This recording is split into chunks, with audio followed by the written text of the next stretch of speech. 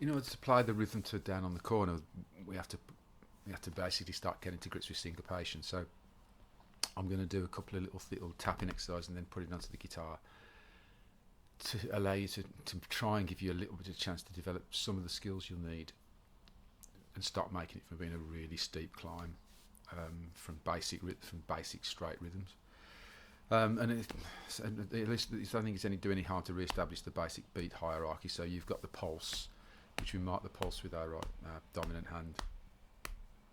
We can overlay a meter to that, which will be tick, tock, tock, tock, tick, tock, tock. Then in order to add more to subdivide that, we divide it with hands. We don't double the count or change it to 8. The counts of 8.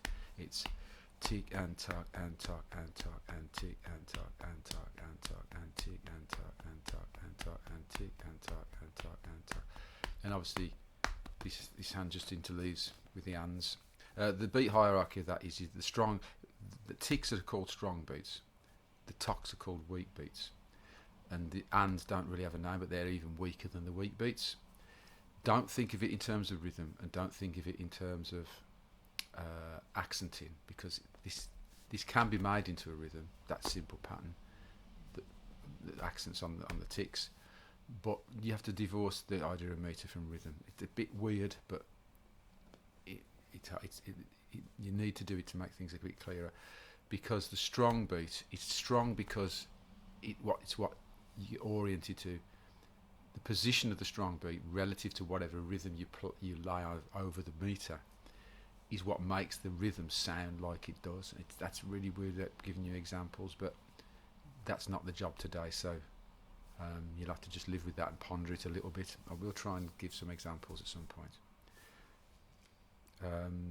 And on the guitar, I was going to put that onto a separate video, but let's do the guitar real quick. So you can see you only need to see my right hand. It's beat hierarchy is the pulse is that's the starting pulse, which is tick tock tock tock, and then the recovery strokes we can add a strum in. So it's tick tock tock tock tick tock tock tock tick and tock and tock and tock and tick and tock and tock and tock.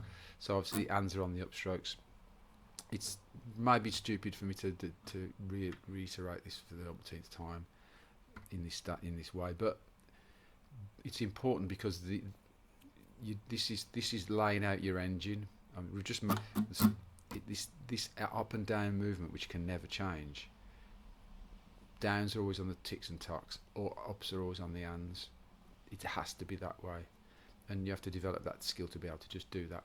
I know it's just a case, some people just do it, and they don't get hot, their brain doesn't get interfere, and that's fine.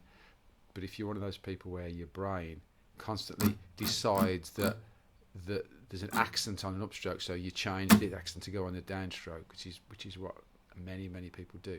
It destroys the flow, and it's like throwing a spanner into an engine. You're going to have to do a rebuild of the song, and this is why it collapses.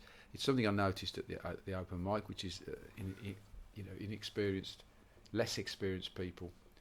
The thing that breaks down, if you forget a chord, the rhythm breaks down as well. The rhythm goes as well.